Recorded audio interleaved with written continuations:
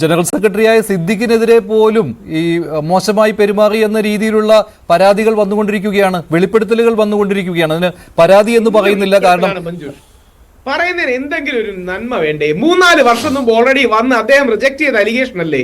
21 പേർക്കെതിരെയാണ് ആ പെൺകുട്ടി പറഞ്ഞിരിക്കുന്നത്.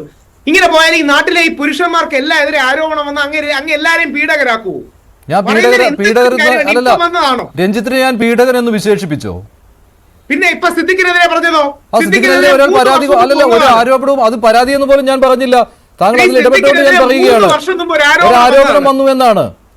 ശ്രീ സിദ്ദിഖിനെതിരെ മാത്രമല്ല 21 പേർക്കെതിരെ 3 വർഷം മുമ്പ് ഒരു പെൺകുട്ടി ആരോപണം ഉന്നയിച്ചു. ഒരു പ്രമുഖ സംവിധായകൻ തുടങ്ങി ഒരുപാട് പേർക്കെതിരെ. ഈ നാട്ടിലെ ആണുങ്ങൾക്ക് ജീവിക്കാനുള്ള സ്പേസ് ഉണ്ടാവണ്ടേ? ഏതെങ്കിലും ആരോപണം വന്നാൽ ആൾക്കാർ മാറി നിൽക്കണം എന്ന് പറഞ്ഞാൽ എവിടെ എത്തും നമ്മൾ? നാളെ മഞ്ജുഷിനെതിരെ വന്നൂടെ, രാഹുൽ ഈശ്വറിനെതിരെ വന്നൂടെ, വിനു കിരീത് സാറിനെതിരെ വന്നൂടെ, അഡ്വക്കേറ്റ് മുഹമ്മദ് ഷായ്ക്കെതിരെ വന്നൂടെ, അരുണിനെതിരെ വന്നൂടെ? ഇതിന് സത്യം വേണമെന്നൊരു കാര്യമില്ലേ? ശ്രീമതി ഉഷയെ അഭിനന്ദിക്കുകയാണ്. കാര്യം ഉഷ വളരെ സംയമനത്തോടെയാണ് പറഞ്ഞത്. ആരോപണങ്ങൾ വന്നു, പക്ഷെ നമ്മൾ ഇത് ഓൾറെഡി വെളിപ്പെടുത്തലായി പ്രഖ്യാപിച്ചുകൊണ്ട് ഇങ്ങനെ പോകുന്നതിന് എന്താ അർത്ഥം? ഞാൻ മനസ്സിലാക്കുന്നത് രഞ്ജിത്തിനെതിരെയുള്ള കാര്യത്തിലേക്ക് വരൂ. ശ്രീ രാഹുൽ ഈശ്വർ അല്ലല്ല, രഞ്ജിത്തിനെതിരെയുള്ള കാര്യത്തിൽ ഇപ്പോഴും മന്ത്രി പറയുന്ന ഒറ്റ കാര്യമാണ്. താങ്കൾ സജി ചെറിയന്റെ ബൈറ്റ് ശ്രദ്ധിച്ചിരുന്നുവല്ലോ.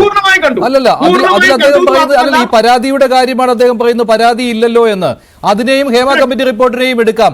ഈ കാര്യം ഇപ്പൊ ഹേമ കമ്മിറ്റി റിപ്പോർട്ടിന്റെ കാര്യത്തിലാണെങ്കിൽ സർക്കാരിന്റെ കയ്യിൽ അത്രയും നാൾ റിപ്പോർട്ട് ഉണ്ടായിരുന്നു. അത് മാത്രമല്ല, അതിൽ ആർക്കൊക്കെ എതിരെയാണ് പരാതികൾ എന്നുള്ള കാര്യം സർക്കാരിന് വ്യക്തമായിട്ടുള്ള കാര്യം തന്നെയാണ്. ഇല്ല, സർക്കാരിൽ ഇല്ലെന്ന് തന്നെ വിചാരിക്കൂ. ഇത്തരത്തിലുള്ള കാര്യങ്ങൾ, ഇത്തരത്തിലുള്ള കണ്ടെത്തലുകൾ അതിലുണ്ടെങ്കിൽ ഒരു ഏജൻസിയെ വിട്ടെങ്കിലും അന്വേഷിപ്പിക്കാൻ സർക്കാരിന് എന്തെങ്കിലും തടസ്സം അക്കാര്യത്തിലുണ്ടോ? FIR ഇടുന്ന കാര്യം ഞാൻ പറയുന്നില്ല. അല്ല, FIR എന്നുള്ള കാര്യം ഞാൻ പറയുന്നില്ല. ഒരു അന്വേഷണം നടത്താൻ സർക്കാരിന് എന്ത് തടസ്സമായിരുന്നു ഉണ്ടായിരുന്നത്? അതേ രീതിയിൽ തന്നെയാണ് രഞ്ജിത്തിനെതിരെ പറയുന്നത്. എന്താണെന്നും കൂടെ പറയാം. അങ്ങ് എനിക്ക് 30 സെക്കൻഡ് തന്നാൽ മതി. ഒന്നാമത്തെ കാര്യം, ശ്രീ രഞ്ജിത്തുമായി ബന്ധപ്പെട്ട സർക്കിൾസിൽ ഞാൻ സംസാരിക്കുകയുണ്ടായി. ശ്രീ രഞ്ജിത്ത് ബംഗാളി നടിക്കെതിരെ മാനനഷ്ട കേസിന് മൂവ് ചെയ്യുമെന്നാണ്. അതിനുവേണ്ടിയുള്ള കാര്യങ്ങൾ അദ്ദേഹത്തിന്റെ അഡ്വക്കേറ്റിന്റെ ടീമും അദ്ദേഹത്തിന്റെ ഗ്രൂപ്പുമായി, അല്ലെങ്കിൽ അദ്ദേഹത്തിനോട് ഇഷ്ടവും അദ്ദേഹത്തിന്റെ നിഷ്കളങ്കതയിൽ വിശ്വസിക്കുന്നവരുമായിട്ട് അദ്ദേഹം ചർച്ച ചെയ്തുകൊണ്ടിരിക്കുന്നതാണ് എനിക്ക് അവസാനമായി ലഭിച്ച വിവരം. 2, ശ്രീ രഞ്ജിത്ത് അദ്ദേഹത്തിന്റെ ഫ്ളാറ്റിലായിരുന്നു. ഈ സ്ത്രീ പറഞ്ഞത് ഹോട്ടലിലാണെന്നാണ്. ഇത് നമുക്ക് വെരിഫൈ ചെയ്യാൻ കഴിയുന്ന കാര്യമാണല്ലോ. ശ്രീ രഞ്ജിത്ത് പറഞ്ഞു തന്റെ ഫ്ളാറ്റിൽ വെച്ചാണ് ഇത് കണ്ടത്. DD നെസ്റ്റ് എന്ന് പറയുന്ന എറണാകുളത്തുള്ള സ്ഥലത്ത്. ഈ സ്ത്രീ പറഞ്ഞത് ഹോട്ടൽ നടക്കമുള്ള കാര്യമാണ്. അവിടെ ഇറങ്ങി ഓടി എന്നൊക്കെയാണ് ചില മാധ്യമങ്ങൾ പറയുന്നത്.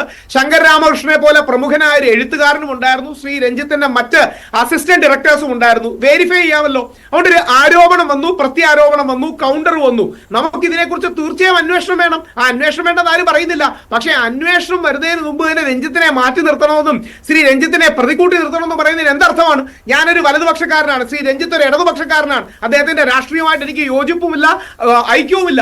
പക്ഷേ ഒരു മനുഷ്യനോട് മിനിമം മര്യാദ കാണിക്കണ്ടേ? ഇനിയും ശ്രീ മഞ്ജുഷ് ചോദിച്ച പ്രധാനപ്പെട്ട ചോദ്യം, നിങ്ങൾ തന്നെയാണല്ലോ ഈ ആവശ്യം ഉന്നയിച്ചുകൊണ്ട് മുഖ്യമന്ത്രിക്ക് കത്ത് കൊടുത്തിരിക്കുന്നത്. രാഹുലിനുള്ള മറുപടി നിങ്ങൾ തന്നെ കൊടുത്തോളൂ.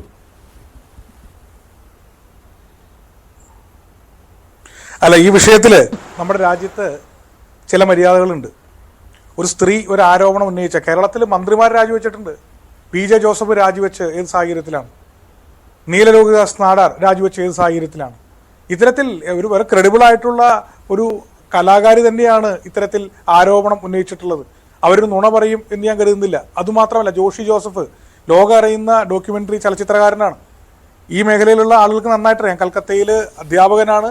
കേരളത്തിൽ നിന്നുള്ള നിരവധി വിദ്യാർത്ഥികൾക്ക് പഠിക്കാനുള്ള സൗകര്യം ചെയ്തു കൊടുക്കാറുണ്ട്. ഡോക്യുമെന്ററി മേക്കിങ്ങിൽ ഏറ്റവും ഉയർന്ന നിലവാരത്തിലുള്ള ഏറ്റവും ക്രെഡിബിൾ ആയിട്ടുള്ള ഒരു സാമൂഹ്യ പ്രവർത്തനം കൂടിയായിട്ടുള്ള ജോഷി ജോസഫ് ഇത് യാഥാർത്ഥ്യമാണെന്നും താനാണെന്നും പോകാൻ സഹായിച്ചതെന്നും പറഞ്ഞിട്ടുണ്ട്. അതുകൊണ്ട് തന്നെ ഈ കാര്യത്തിൽ എന്നെ സംബന്ധിച്ചിടത്തോളം അവിശ്വാസം ഇല്ല. എൻ്റെ കാര്യമല്ല ഇതിൻ്റെ അത് പ്രധാനപ്പെട്ട കാര്യം. ഇതിൽ നമ്മുടെ നാട്ടിലൊരു കീഴ്വഴക്കമുണ്ട്. നമ്മുടെ നാട്ടിൽ ചില അലിഖിതമായ ചട്ടങ്ങളുണ്ട്. ഇത്തരത്തിൽ ഒരു അന്വേഷണം വന്നാൽ ഈ ചെയർമാൻ സ്ഥാനത്ത് ഇരുന്നു കൊണ്ട് ശ്രീ രഞ്ജിത്ത് അന്വേഷണത്തെ നേരിടുന്നത് ശരിയല്ല. അന്വേഷണം പ്രഖ്യാപിച്ചാലും ഇല്ലെങ്കിലും ഈ വിഷയത്തിൽ അന്വേഷണം നടന്നേ മതിയാകൂ നമ്മുടെ രാജ്യത്തിന്റെ നിയമത്തിന്റെ അടിസ്ഥാനത്തിൽ. അതുകൊണ്ടാണ് രഞ്ജിത്ത് മാറി നിൽക്കണം എന്ന് പറഞ്ഞിട്ടുണ്ട്. ശരി ശരി വിനു കിരിയത്ത് കൂടിയുണ്ട്. വിനു കിരിയത്തുണ്ട്, അഡ്വക്കേറ്റ് മുഹമ്മദ് ഷായുണ്ട്. മുഹമ്മദ് ഷാന്റെ നിയമവശങ്ങൾ പറയും.